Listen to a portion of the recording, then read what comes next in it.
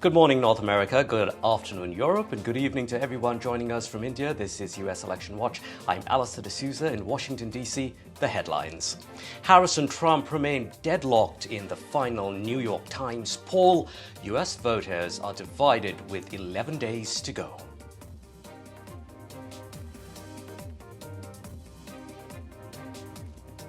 Harris brings star power in final rallies ahead of Election Day. Beyonce to join Harris at her Houston rally.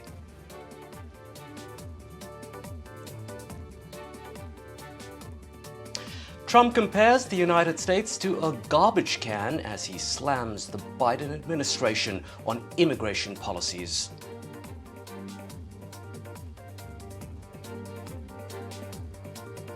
And nearly 33 million votes have been cast in early voting.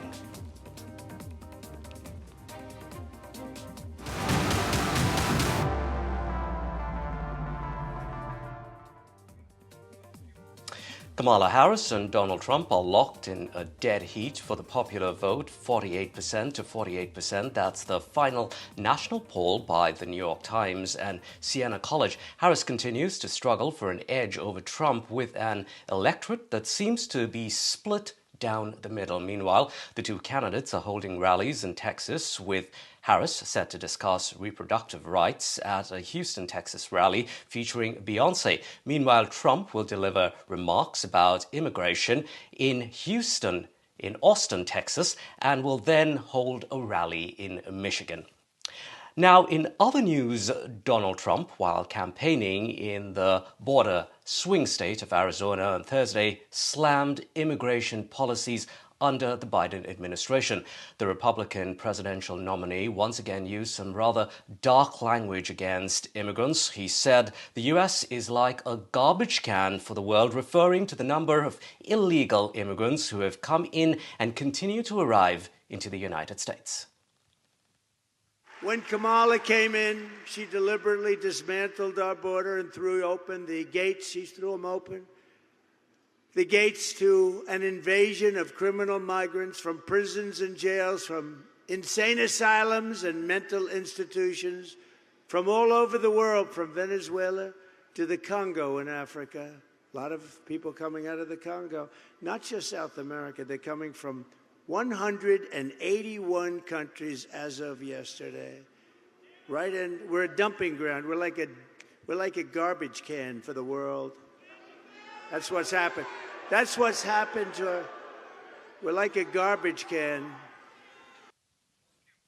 Now, with the election so close to call, every vote matters. One group that is expected to greatly influence the U.S. elections is the Indian American community, one of the most politically active communities in the country. According to some estimates, over 2 million Indian Americans are eligible to vote this election in 2024. Now, while illegal immigration, like we heard from Trump, and the border with Mexico are key issues in the upcoming presidential election, there are a lot of Indians who are concerned instead about legal immigration. That means a backlog in things like green cards and work visa restrictions. Joining us live is NDTV's New York Bureau Chief, Natasha Israni. Natasha, you've spoken to two New Jersey mayors. What are they saying about Trump versus Harris when it comes to immigration?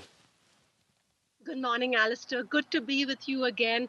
Yes, I did speak to two different mayors of New Jersey. One is a Sikh mayor representing Hoboken, and the other, the first Indian woman mayor of the Montgomery Township. So for both of them, even as you look at them, you realize diversity is important to them and representation is important to both these leaders. And they both felt that Vice President Kamala Harris is likely to be more empathetic. That's the word that they used when it comes to legal immigration.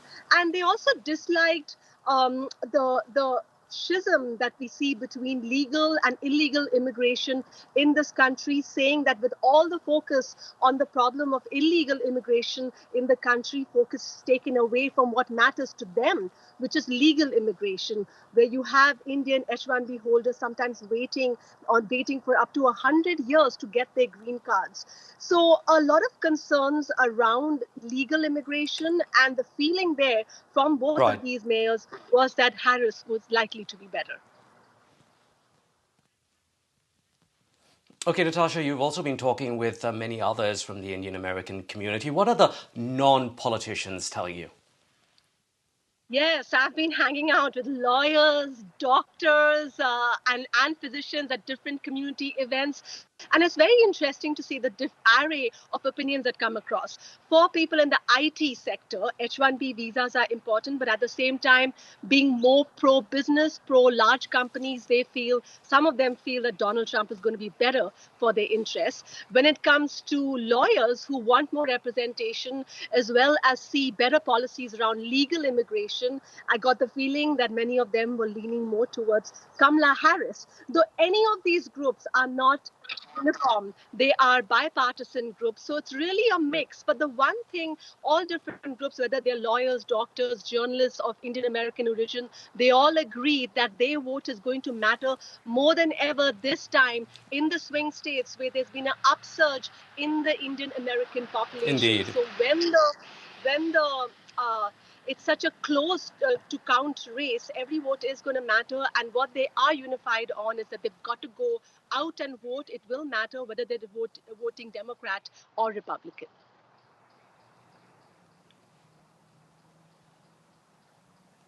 Right, Natasha, just let's listen into some of those sound bites that you got for us. Especially in the swing states, and studies have shown that because of the rising population of Indian Americans in some of these swing states, even though they are a small percentage overall, it could make a difference. Do you see that? Yes, I definitely see that. And I think this is an opportunity for our community to be part of the decision making. I get a lot of people who say to me, even when I won, how many people came out for you, Nina? And they look at it. Nobody knows who you voted for, but at the same time, there are people who will understand how many of you came out. So I think this is a good time for our community to show our power. I feel we are brilliant. We just need to be engaged a little more, and then we will see policy which affects us or our kids or our next generation. Once we are part of that decision making, we can have that opportunity. So I encourage everybody to vote. Talking about policy, a lot is said about illegal immigration in this country, but legal immigration is something that a lot of people here help with, and also that a lot of Indians struggle with, including the H-1B visa. So who do you think overall is going to be better for legal immigration between Trump and Harris? Yeah, between the two candidates, I still believe that Kamala Harris has policy that I understand. I don't want people to talk in abstract. I don't like the idea of people saying immigrants, and even if they say it's illegal immigrants, nobody's going to see when it's a brown person like me. Am I legal? Is someone going to ask me my papers, or going to look at my children who all look like me even though they're US citizens?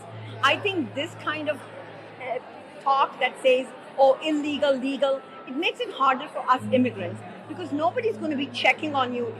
I look brown. If I'm walking on the street, someone can think I'm legal or illegal. So to me, the policy that I'm hearing from the vice president makes sense. There should be no issue of trying to scare the populace to say, oh, you need to vote for this or that. I think we all need to be very mindful of what we are putting out there. We see Indians being very successful in different fields, but we are yet to see them be in even more leadership positions. And not just be in their community, but otherwise. You're an exception, of course. But in large, we also now finally have our first Asian woman of color and black woman of color who's nominated, from the Democratic Party. But what do you forecast, and where do you see this community going when it comes to leadership? I see a very exponential increase in the number of South Asians who are in public-facing positions, whether it's elected office or as prosecuting attorneys or as members of police departments. We're slowly integrating into the public sector and public-facing roles. and also leadership roles. So, with that, you'll see us getting more of a seat at the table, so to speak, on issues that we care about, and that's what really matters. Representation matters at all level, and we've come a long way. There's a long way to go, but I think the future is bright. What about you? Yeah. When it comes to representation, I'm curious what your thoughts are. Yeah, I think, especially for for women, South Asian women, women of color, to be in leadership roles. Historically, we've seen that, it's taken us time. Things are getting better, but I do think we have a long way to go. And I think it's so critical that we start that from a very young age. We teach girls and our boys, boys in the home, to kind of let them know that it's important to create that space, but also to be supportive allies. Like the work we do at Manavi, it's engaging men as allies in the community to make sure that men are equally part of the movement to support women, to support feminism, to end gender-based violence, and to create a space where we can see more women of color and more South Asian women embracing leadership roles. We're going to stay with this story. Let's take a closer look now at the concerns of Indian Americans. We're joined by Anita Ninan. She is a U.S. immigration attorney. She is also a board member at the Georgia Indo-American Chamber of Commerce. Thanks very much, Anita, for joining us here on NDTV World. Anita, as a U.S. immigration lawyer, you are living these concerns every single day. There are those H-1B visas, work visas that allow U.S. companies to employ foreign workers. There are also the L-1 visas designed so multinational companies can transfer staff, say, from India to work here in the U.S. temporarily. What are the kinds of issues that are really crossing your desk? Yeah, so thanks, Allister.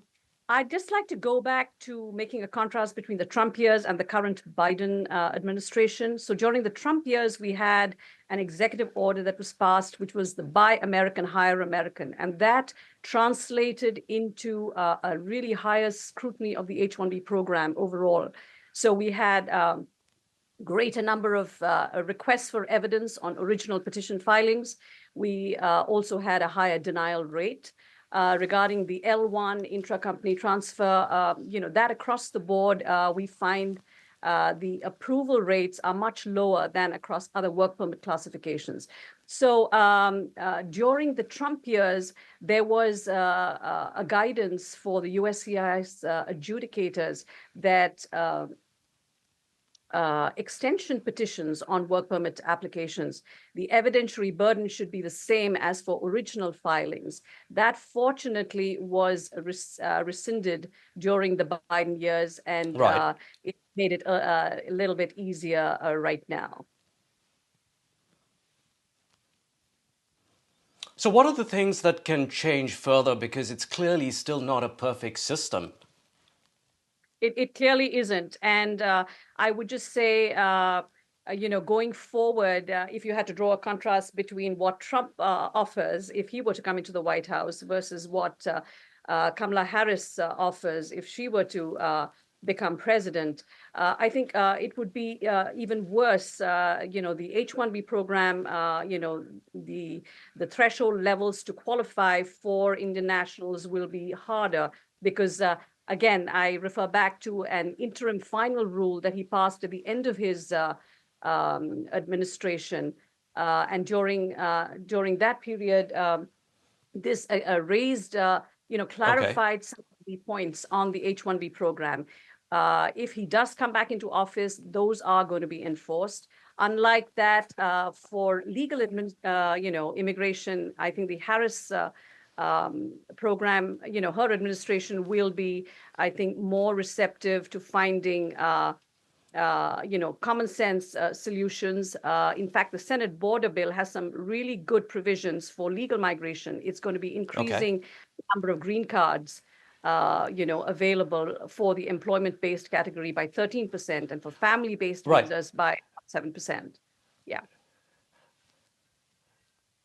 Okay, Anita, when we talk about illegal immigration in the US, we really don't think of Indians. We think of Mexicans and people from Central America illegally crossing the southern border into the United States. But now we're seeing many Indians as well, some even illegally crossing via Canada to the north. Those numbers are said to be in the tens of thousands. Now, Trump has talked about mass deportations. How realistic, really, an idea is that? Yeah, so that remains to be seen. We see in his first administration, though, this rhetoric about illegal migration into the US has been very loud.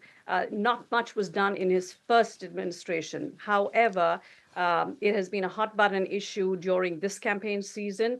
He has talked about mass deportations. And in terms of it actually being logistically, getting 11 million undocumented immigrants out of the country, logistically processing arrests and removals and deportations, that is going to cost billions of dollars.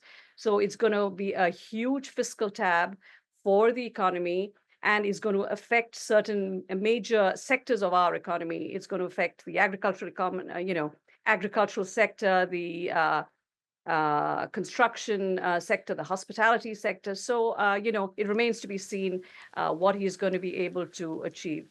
And in contrast, if we had a Harris administration, I think she is Anita, going to Nina, we'll have to leave it there for now. Thank you very much indeed for joining us here. Running out of time. Anita joining us from Atlanta, Georgia. Now, in other news, in a radio interview, former President Donald Trump has said that he would not dismiss the possibility of pardoning Hunter Biden, that's President Joe Biden's son. Now, he said that he would do this despite what was done to him, reportedly referring to the slew of lawsuits Trump faces. Hunter Biden was convicted in June of lying about his drug use while applying to purchase a gun 6 years ago and for unlawfully possessing that gun afterwards. Now, the ruling marked the first criminal conviction of the child of a sitting president.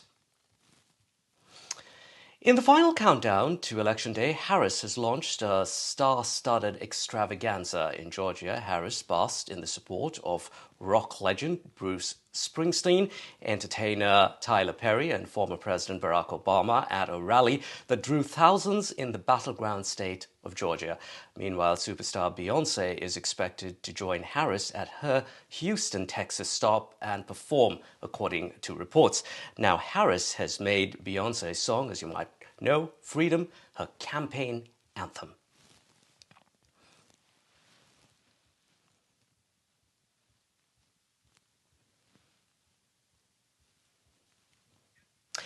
Meanwhile, Trump is preparing for a massive rally in New York City this weekend. It comes as a new poll has Kamala Harris increasing her vote share in New York State. New York is one of the biggest blue states in the country, but Democrats have been worried of a title race this year between Harris and Trump. However, according to a survey by Siena College, Harris leads Trump now by a robust 19 points in the state of New York. We're now joined by Democratic politician Jeremy Cooney. He is a state senator for New York, which means he serves his district at the state level. Quick fact about Cooney's Indian roots: he was adopted from an orphanage in Kolkata and raised by a single mother in the city of Rochester, where he lives. Thank you very much, Jeremy, for joining us here. Now, Senator Cooney, New York is not a swing state, as we mentioned. Harris is all but certain to win it. But on Sunday, Donald Trump, as we mentioned, is set to hold this massive rally in Madison Square Garden Arena. One Trump campaign advisor actually saying it's going to be the biggest rally that people have seen, some 20,000 people or so. Why do you think he's chosen this place in New York City, given that, the odds are really against him?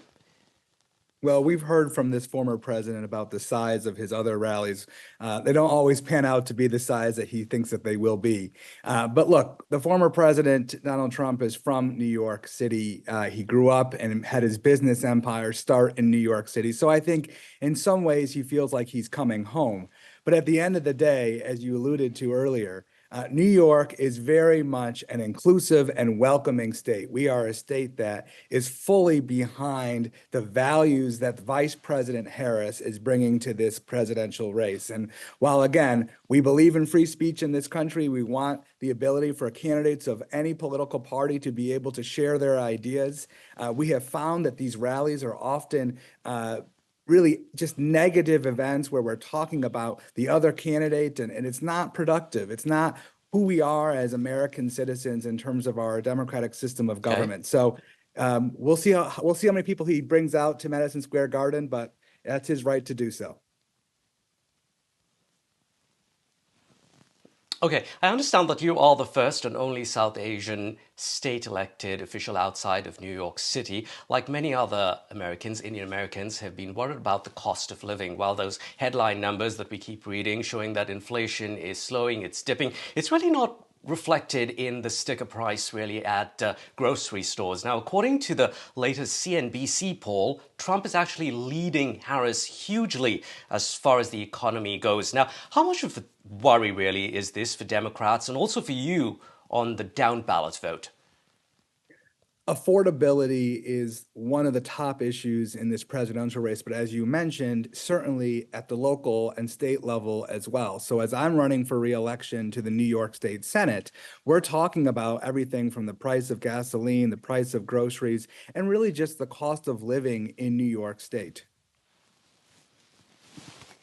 So for me, it's really always been about how do we make sure at that down ballot vote for our international viewers on November 5th, New York state voters will decide whom they want in the local state government. Your Republican opponent has pointed to immigration, which is an issue in the national election. He says it's directly affecting people in your community. He says that illegal immigrants get better care than even the elderly and veterans who are United States citizens. What do you have to say to that? That's preposterous. We are a nation that welcomes all. We have an immigration system that clearly needs to have reform and work. We need to secure our southern border. We need to make sure that there are pathways to legal citizenship in this country. But when it comes to how we take care of people, especially folks who are coming to this country seeking asylum, who've come from very challenging and difficult countries, who are looking for the opportunity for the American dream, the same dream that I had coming to this country. We need to make sure that there's opportunities for them to take care of their families. Many of these folks are women and children. We need to give them that safe refuge as they go through the legal citizenship process. And at the same time, we have to make sure that the backlog of folks coming from places at home in India or around the world, that those individuals have an opportunity to come and be educated and work in this country. So immigration reform has been a big topic, certainly at the national level, but we have to make sure that we're delivering on that after November 5th. All right, Senator Cooney, for our final question, probably the toughest for you in this election cycle. Last November, you hosted the first ever Diwali celebration held by an elected official in the city of Rochester. What's the plan this year? Well, we're going to have that celebration tonight. And as a special announcement for your viewers and for our folks tonight, we are going to announce that we are entering new legislation in the state Senate here in New York to make Diwali a public school holiday statewide. So we've already done that in New York City. But I believe we have seen the Indian diaspora grow across the entire state of New York, and we want to make sure families, whether in New York City or in upstate New York, have the ability to celebrate and share this cultural tradition with the rest of the state of New York. Senator, thank you very much. Good luck with that move and good luck with your campaign seeking re-election. Some of those pictures that we were playing, of course, from the Diwali party from last year. The Harris campaign is flush with cash for the final sprint of the presidential campaign, while Donald Trump continues to lag behind despite a push from Tesla chief Elon Musk. Harris's campaign reported $97 million raised in the first half of October. For Trump's campaign, that figure was just $16 million. In terms of total figures, Harris has crossed the $1 billion mark. Meanwhile, the Trump campaign has raised around $372 $2 million. In terms of spending, Harris continues to outspend Trump, spending nearly $800 million on her rallies. And days after former President Trump's longest-serving chief of staff, John Kelly, slammed Trump, Senator J.D. Vance shot back against Kelly's claims that Donald Trump meets the definition of a fascist. Now, Vance said that everything the former Trump official said is not true. The vice presidential nominee, when asked about Kelly's comments during a rally in Michigan, described Kelly as a disgruntled ex-employee making up rumors.